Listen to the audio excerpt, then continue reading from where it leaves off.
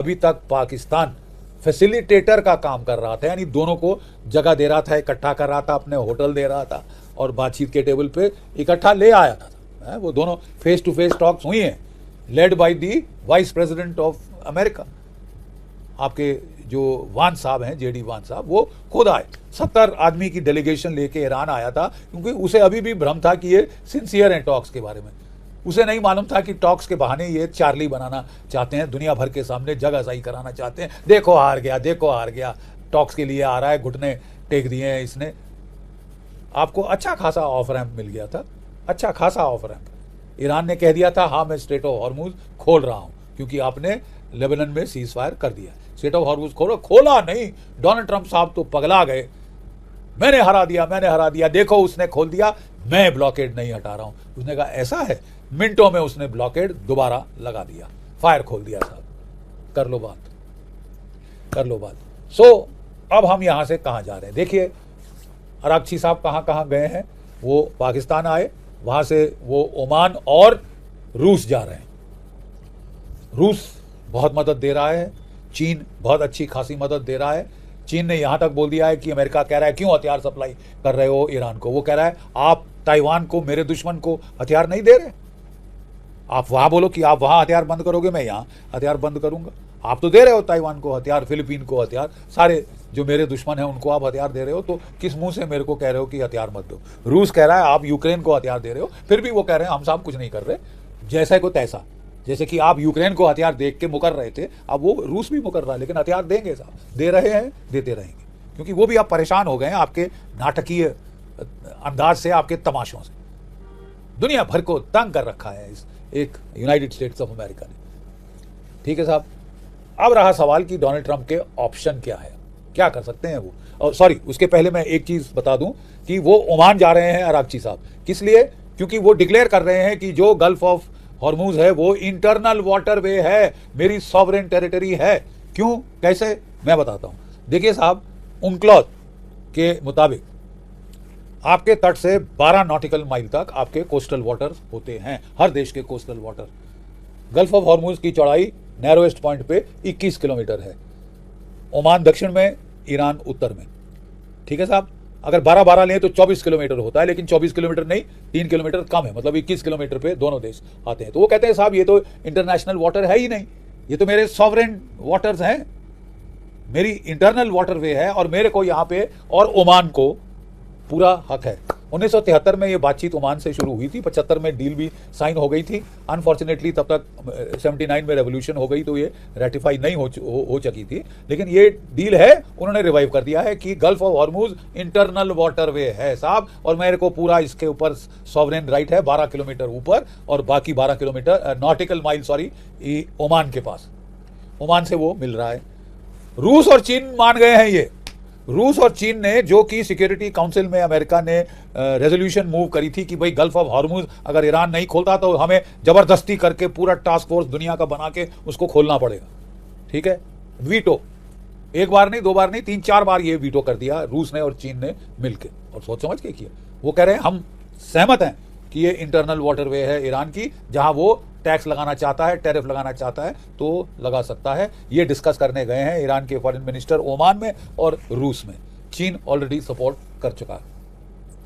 Next सवाल, America के options क्या हैं? 2 रह गए। Direct face to face talk तो गई धुएं में। ज्यादा चतुराई दिखाई ना, चतुर अनार बड़ी होशियार, अपने ही जाल में फंसा जात। आपको ऑफ रैंप मिल रहा था तो मुंह खोल खोल के बकवास कर कर आपने वो खत्म करा दिया। अब डायरेक्ट पीस टॉक होगी नहीं, कुशनर साहब आपने भेज दिए, वो पाकिस्तान से बात करके आ जाएंगे। ठीक है, इनडायरेक्ट टॉक होंगी, अगर होंगी भी तो। नहीं मिले अरागची साहब, कुशनर आपके सन इन लॉ से और आपके गोल्फ बडी से। एक्सपर्ट नहीं भेजे आपने जो कि क्षेत्र को जानते हैं, न्यूक्लियर मामलों को जानते हैं। गोल्फ बडी खिला दो, मेरा सन इन लॉ उसको भेज दो, जवाई को भेज दो, जवाई राज। ठीक है साहब, लेकिन अब क्या ऑप्शन है डोनाल्ड ट्रंप के पास? 2 मेजर ऑप्शन है। एक लो इंटेंसिटी कॉन्फ्लिक्ट ऑप्शन, यानी लो दर्जे पे कॉन्फ्लिक्ट को जारी रखो, यानी इनडेफिनेट सीज फायर ऑन रहे, ब्लॉकेड भी ऑन रहे।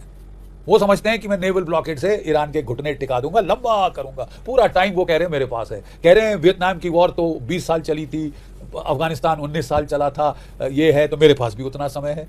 क्या आपने वायदा किया था अमेरिका की जनता को, no forever wars, no protracted wars, no regime change.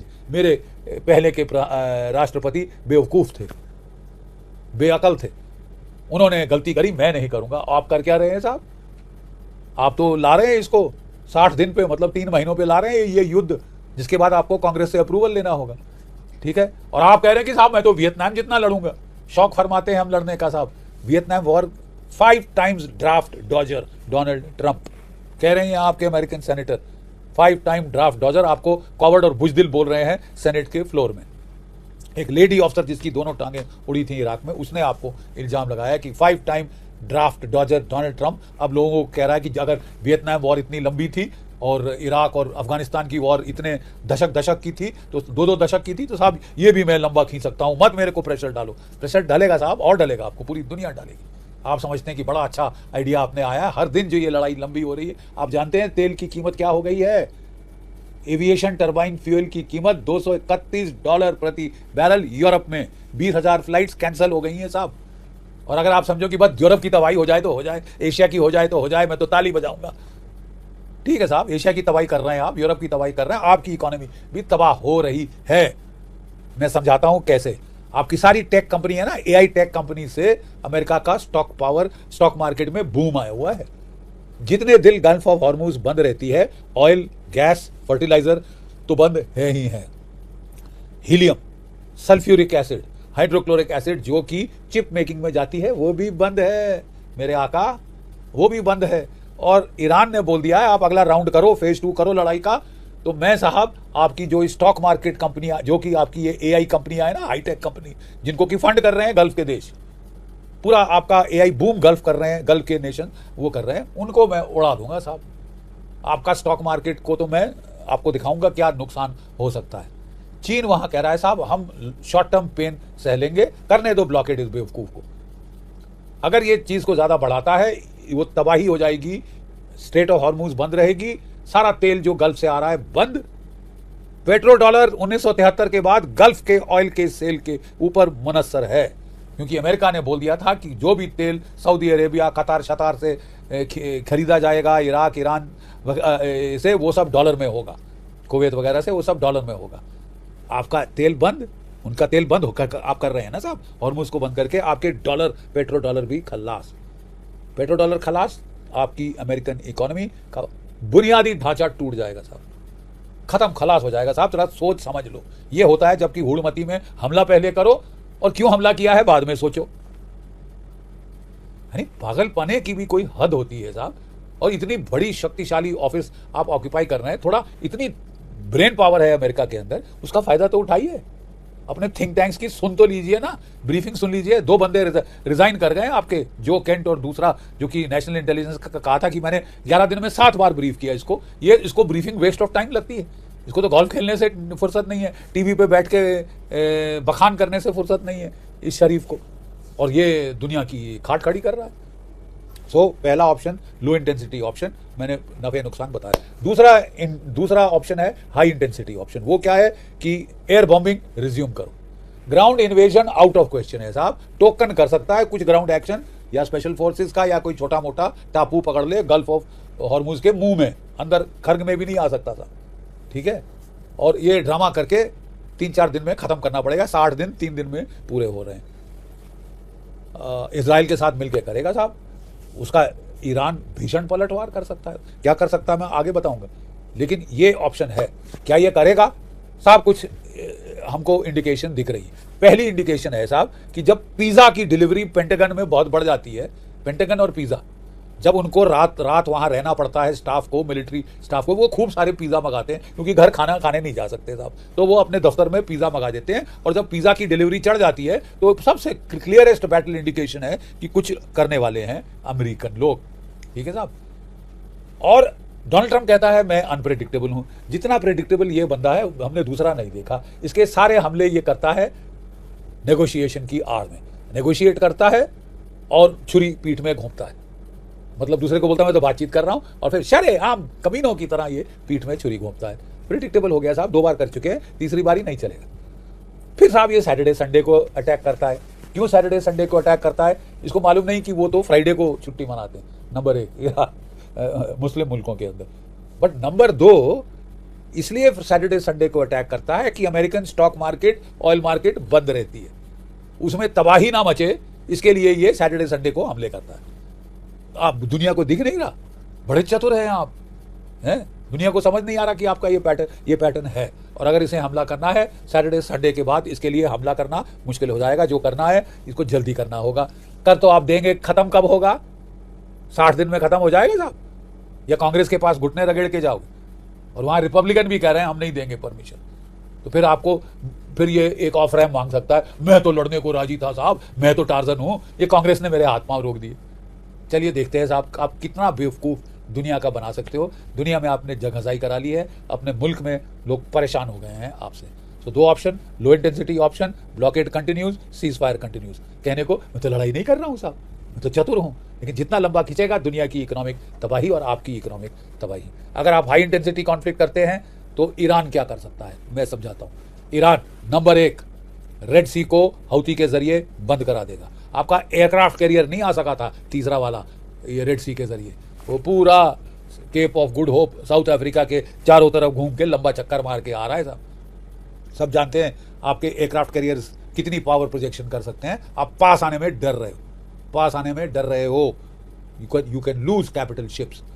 तो पहला तो ये है साहब। दूसरा जो आपका भय है, अगर आपने कोई ग्राउंड इन्वेजन ट्राई करी और आपके फिर फ्लीट को क्लोज अप होना पड़ेगा गल्फ ऑफ हॉर्मुज में, आप tactical ballistic missiles, anti ship missile की जद में आ जाएंगे ईरान के। आप यकीन मानिए 2, 3, 4 जहाज आपके डूब के रहेंगे।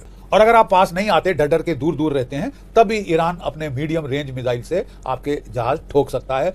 एक्यूरेट डेटा उसको चीनी सैटेलाइट्स दे रहे हैं, चाइना के सैटेलाइट दे रहे हैं। और आपका एक एयरक्राफ्ट ठोक दिया तो 5000 अमेरिकन बेचारे आपने बॉडी बैग्स संभालने पड़ेंगे। एक डिस्ट्रॉयर गया 250, एक क्रूजर गया 400-500। ठीक है साहब, ये है आपका सबसे बड़ी वल्नरेबल टारगेट आपकी अमेरिकन नेवी है। और मुझे हैरानी होगी कि अगर ईरान उसको ना टारगेट करे। नॉर्मली तो वो 100 तक मिसाइल फायर कर देता है, ड्रोन मिसाइल। मेरा ख्याल इस बार वो 300-400 ड्रोन मिसाइल फायर करके आपके 2, 3, 4 जहाज तो बेड़ा गर्क करके ही छोड़ेगा, बेड़ा गर्क करके ही छोड़ेगा साहब। और ज़्यादातर वो इब्राहिम लिंकन जिसके काफ़ी ख़त्म हो चुके हैं surface to air missile, interceptor missile वगैरह, उनको हिट करने की कोशिश कर रहा है। डेस्परेटली अमेरिका रीसप्लाई, रिप्लेनिश करने की कोशिश कर रहा है। और ईरान के अगर आपने पावर प्लांट हिट किए, ब्रिजेस इंफ्रास्ट्रक्चर हिट किया और वाटर डिसैलिनेशन प्लांट हिट किए, Iran will repay the compliment. वो गल्फ में उड़ा देगा डिसैलिनेशन प्लांट। कई देश गल्फ के 93%, 92% पानी पीने का डिसैलिनेशन प्लांट से आता है साहब। वहां तो हड़कंप मच जाएगा, हाहाकार मच जाएगा। 48 दिन से ज्यादा लोग कैसे प्यासे क्या मरेंगे? किश्तियां पकड़ पकड़ के साहब वहां से मास एक्सोडस शुरू हो जाएगा। ठप, इकोनॉमी खत्म, वो देश खत्म। आपके जो पेट्रो डॉलर के देश है ना साहब, वो आप खत्म करवाओगे अपनी इस बेवकूफ में कि मेरा क्या हो रहा, मेरा तो कुछ नहीं हो रहा, ये मेरे दोस्त थे, मरे मेरी बला से। अच्छा, और आप समझते हैं उसके बाद वो आपके साथ चिपके रहेंगे? उनको दिख नहीं रहा कि आपने उनका क्या हाल करा है और क्या हाल कराने पे आमादा हो केवल इजराइल के कहने पे? मर जाएं ये 10, 8, 9 कंट्रियां गल्फ की, तबाही हो जाए इनका तो मतलब जीना दुश्वार हो जाए। मैं वो करूंगा, मुझे पक्का मालूम है वो यहाँ ये करेगा और मैं फिर सीटी बजाते निकल जाऊंगा। अरे कोई बात नहीं, कोई बात। आप लोग वो रेफ्यूजी सारे अमेरिका में, यूरोप में, कहाँ कहाँ यहाँ किश्तियां पे किश्तियां आ रही होगी साहब, वाटर रेफ्यूजीज। ठीक है साहब, तो ईरान वहां हिट बैक कर सकता है। मैंने कहा गल्फ ऑफ रेड सी को वो बंद कर देगा और 12 से 15% दुनिया का तेल वहां से off the table, 22% gulf of Hormuz से off the table, 34-35% energy off the table. मैं पैसे कमाऊंगा, अमेरिका पैसे कमाएगा, आप केवल यूरोप को बेच पाओगे, एशिया को नहीं बेच पाओगे, क्योंकि आपके पास 16% है ग्लोबल एनर्जी रिजर्व। अगर 35% घट गया, उड़ा दिया आपने अपने पागलपने से, तो 16% से कहां कहां दोगे? किसको किसको बेचोगे साहब? आप तो दुनिया में इकोनॉमिक डिप्रेशन लाओगे। अभी भी साहब जो यूरोप में तेल, एविएशन टर्बाइन फ्यूल है, जेट फ्यूल जो है, $231 प्रति बैरल हो गया। 20,000 फ्लाइट्स कैंसिल हो गई हैं यूरोप से साहब, और अभी तो शुरुआत हुई। इस पागल आदमी ने दुनिया में जो तबाही मचाई है वो इतिहास कभी माफ नहीं करेगा। ठीक है साहब, ये सोच रहा है कि सबसे बड़ी तबाही होगी यूरोप की, जाए भाड़ में।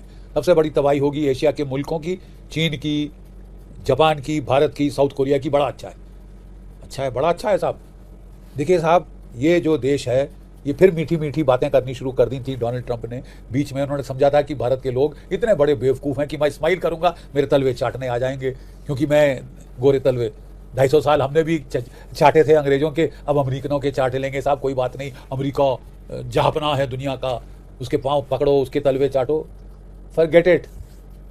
अस्सलामुअलैकुम नाज़रीन, मज़ीद वीडियो कुछ सेकंड के बाद आपके साथ शेयर करते हैं। आपको बताते चलें कि पाकिस्तान की सबसे बड़ी कामयाबी ही यही है कि अमेरिका और ईरान को एक टेबल पर आमने सामने बिठाना और उन दोनों की आपस में बात करवाना जो कई सालों से बंद थी। और अब मुज़ाकरात का कामयाब होना और नाकाम होना इन दोनों मुल्कों के हाथ में था। पाकिस्तान का काम इन दोनों मुल्कों को एक टेबल पर बिठाना था। पूरी दुनिया भी पाकिस्तान की इसीलिए तारीफ कर रही है कि अगर पाकिस्तान इसमें मुज़ाकरात ना करवाता तो पूरा खित्ता जंग की लपेट में आ जाता। चलिए आपको आगे की वीडियो दिखाते हैं। देखिए साहब, ये आदमी ने 50% टैरिफ लगाया था हमारे ऊपर, अब 500% टैरिफ की बात कर रहा है। आपको हेल होल बोल रहा है। चीन और भारतवर्ष हेल होल हैं, जहन्नम के रास्ते हैं कह रहा है, और आप कह रहे हैं हमारा सबसे बड़ा दोस्त है। साहब, शत्रु बोध हो जाना चाहिए। अगर अभी तक नहीं हुआ है तो फिर आपकी सैनिटी कैन बी क्वेश्चन। अब रहा और क्या कर सकता है ईरान जो टेक कंपनियां हैं ना अमेरिका की, एआई कंपनी जिनके हेडक्वार्टर यहाँ पे हैं, पैसे गल्फ के देशों के लग रहे हैं आपके एआई स्टॉक मार्केट बूम को फ्यूल करने के लिए। अगर गल्फ बंद रही, आपका हीलियम बंद, सल्फ्यूरिक एसिड, हाइड्रोक्लोरिक एसिड जो जा रही है गल्फ से होके मैन्युफैक्चर, जो कि चिप बनाने में लगती है, गई। और chips are the basis of the AI boom जो आपकी स्टॉक मार्केट्स में आ रहा है। डोनाल्ड ट्रंप कुछ सोच तो लिया होता, कुछ अपने एक्सपर्ट्स को तो कंसल्ट कर लिया होता, हुडमती में ऐसे ऐसे करके जो आपकी रिपोर्टर्स हैं, लेडी रिपोर्टर बिठा रखी, उससे साहब ये दुनिया नहीं चला सकते आप। और आप बड़ी भारी मुसीबत में आपने न केवल खुद को डाला, आपने पूरी दुनिया की इकोनॉमिक तबाही, सर्वनाश, सत्यानाश कर दिया। चीन क्या करेगा? देखिए, ब्लॉकेड एक्ट ऑफ वॉर है। 90% ईरान का तेल जा रहा था चीन को। चीन के पास दो विकल्प हैं, एक है short term pain, long term gain. क्या मतलब? शॉर्ट टर्म पेन मतलब ठीक है साहब, हमने 6 महीने का स्टॉक बना के रखा है ऑयल का, ये हम जितने देर आप ब्लॉकेड कर सकते हो कर लो, देखेंगे हम भी, ठीक है, हमारे पास उतना तेल है। लेकिन आपका पेट्रो डॉलर खत्म हो जाएगा साहब। Petrodollar will collapse the longer the strait remains blocked, the longer Gulf oil cannot go to the world. वो वर्ल्ड खरीद रही है डॉलर में। पेट्रो डॉलर कोलैप्स हो गया, अमेरिका की इकोनॉमी कोलैप्स हो गई। अकल आ रही है? अभी भी देख लो कि किस टाइटैनिक जैसे जा रहा था ना वो आइसबर्ग की तरफ, वैसे आप खुद अमेरिका की इकोनॉमी का सवा सत्यानाश करने जा रहा है ये इंसान, ये पागल आदमी जो अपने आप को जीसस क्राइस्ट समझ बैठा। हे भगवान, ये तबाही करा देगा। और अगर मान लो रूस और चीन सोचते हैं कि यार काफ़ी तमाशा हो गया, अब इसको हेड ऑन टाइम लेने का है, तो चीन आपका ब्लॉकेड टेस्ट कर सकता है। एक कॉन्वॉय बना के अपने नेवल शिप से एस्कॉर्ट करेगा। अगर आप उस कॉन्वॉय को छेड़ो, एक्ट ऑफ वॉर, वो आपको जवाब देगा ताइवान स्ट्रेट में, साउथ चाइना सी में, वहाँ युद्ध छेड़ देगा ताइवान के बरखिलाफ, फिलीपींस इत्यादि के बरखिलाफ। कर लो जो करना है। उस वक्त आधे से ज़्यादा आपने अपना interceptor missile stock, precision guided missile stock तबाह कर दिया है गल्फ के अंदर। आप चीन से लड़ने को तैयार बिल्कुल नहीं हो, और अगर चीन लड़ गया तो फिर आपको लेने के देने पड़ सकते हैं। ईरान जो ओमान के पास जा रहा है और रूस के पास जा रहा है, वो कह रहा है कि मैं इसको इंटरनल वाटरवे दिखाऊंगा। जैसे मैंने बताया 1973 में ये बातचीत शुरू हुई थी कि 12 नॉटिकल माइल्स UNCLOS के मुताबिक कोस्टल वाटर्स होते हैं। गल्फ ऑफ हॉर्मुज सबसे पतली संकरी जगह पे 21 नॉटिकल माइल है, यानी 12 किलोमीटर अगर ईरान का लें और 12 किलोमीटर ओमान का लें तो 24 किलोमीटर बनता है। मतलब ये उनके कोस्टल वाटर्स में आता है। ये उसने 1973 में कहा था। 1975 में ओमान और ईरान का एक एग्रीमेंट हुआ था कि ये इंटरनल वाटरवेज हैं, ये सॉवरेन टेरिटरी है। और अब ईरान कह रहा है कि मुझे इस पे टैक्स लेने का, टैरिफ लेने का, सिक्योरिटी प्रोवाइड करके पैसा लेने का पूरा हक है। और रूस और चीन उसके साथ हाँ कह रहे हैं। और जो रेजोल्यूशन अमेरिका ने UN सिक्योरिटी काउंसिल में लाने की कोशिश की थी कि साहब गल्फ इंटरनेशनल वाटरवे है और ये रोकेंगे तो हम ज़बरदस्ती खोल सकते हैं, सैंक्शन UN की ले लेंगे वगैरह वगैरह, वो वीटो कर दी चीन और रूस ने मिलकर। ये ठेंगा साहब, साहब आप अगर बगैर सोचे समझे युद्ध चालू करो, पहले युद्ध शुरू कर दो, फिर सोचो कि इस युद्ध का मकसद क्या है, ज़रा वो बैठ के सोचो। जी तो नाज़रीन, ये थी हमारी आज की वीडियो। अगर आप इंडियन रिएक्शन वीडियोस देखना पसंद करते हैं तो चैनल को लाजमी सब्सक्राइब कर लें, बेल आइकन को दबा दें ताकि आने वाली तमाम वीडियोस का नोटिफिकेशन आप तक बआसानी पहुंच सकें। कमेंट सेक्शन में अपनी कीमती राय का इजहार भी लाजमी किया करें। वीडियो अच्छी लगे तो लाइक एंड शेयर कर दें।